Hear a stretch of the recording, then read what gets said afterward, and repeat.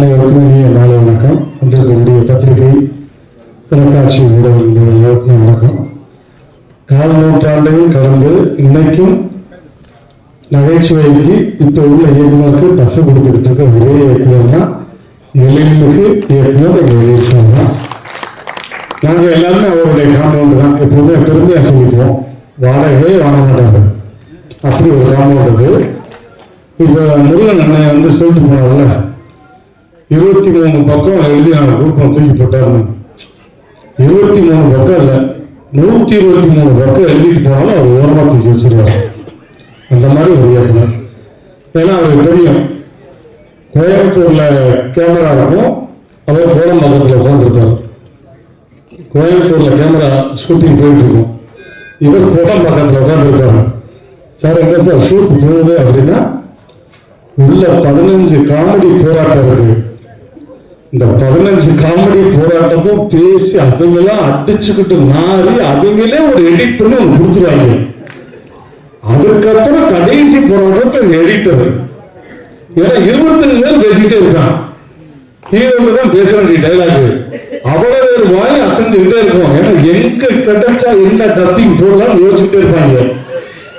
எல்லாத்தையும் தாண்டி எடிட் பண்ணி ஒரு அழகான சீனா வந்துடும். அதுக்கு வந்து நிறைய படங்கள் வேலையை வந்துட்டா வெள்ளக்காரன். இன்னைக்கு வரையும் எனக்கு குழந்தைகள் மத்தியில் அவ்வளோ பெரிய ஒரு பேர்னா அது எழில்சாமி தான். உண்மையிலே அப்படி ஒரு வாய்ப்பு. அதனால மாப்பிள்ளையை பற்றி நான் ரொம்ப பெருமையாக சொல்றேன். வெண்ணும் மாப்பிள்ளைய அவர் சொன்ன மாதிரி வாய் அசைக்கவே மாட்டாரு. நான் நிறைய இடத்துல பேசியிருக்கிற மாதிரி. இப்போ நம்ம உடம்பு வலிக்குது அப்படின்னா வந்து நம்ம ஃபோன் பண்ணி கேட்போம்ல, ஒரு நிகழ்ச்சிக்கு போகிறோம், மாப்பிள்ள எங்க இருக்கீங்க அப்படின்னா என்ன சொல்லணும்? அம்மா அந்த தூக்கிட்டு இருக்கு, நான் வந்துட்டேன், இதுதான் சொல்லணும். பாருங்க அவர் எப்படி பேசியிருப்பாரு சொல்றேன். மாப்பிள்ள வணக்கம் மாப்பிள்ள, ஆடியோ லஞ்சுக்கு ரொம்ப லேட் ஆயிடுச்சு மாப்பிள்ள, எங்க மாப்பிள்ள இருக்கீங்க?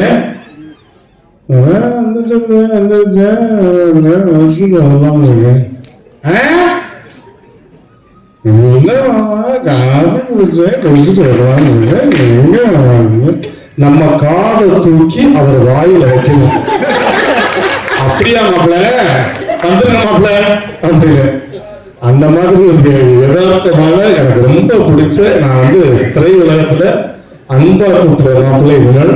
அவரோடையும் 3 படம் நிறைய பண்ணிட்டேன். நான் அடுத்த படங்களும் நான் நிறைய பண்ணணும்.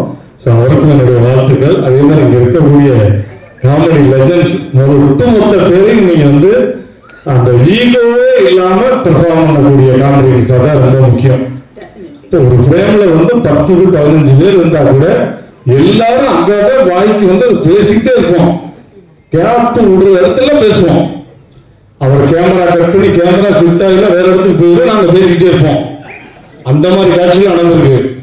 அதை தாண்டி அவ்வளவு தூரம் வரும். அதே மாதிரி தேசிகராஜன் நீங்க பார்த்த வேலையில் வந்துட்டு வெள்ளக்காரர்கள் அந்த 500 கிளைமேக்ஸ் காமெடியோடைய ஒரு லீடு, ஒரு பெரிய லீடு இருக்கு.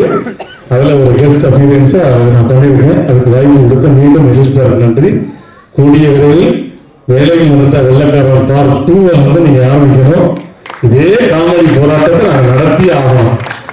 அதுக்கு உங்கள்கிட்ட வந்து தாழ்மையாக கேட்டுக்கிறோம். ஸோ ரொம்ப ரொம்ப நன்றி. திரைப்பட மிகப்பெரிய வெற்றிய வாழ்த்துக்கள். அதுக்கு எல்லாருக்கும் நன்றி, வணக்கம். Thank you. I love you. Thank you sir, thank you. Request நாங்களே வச்சுக்கணும்.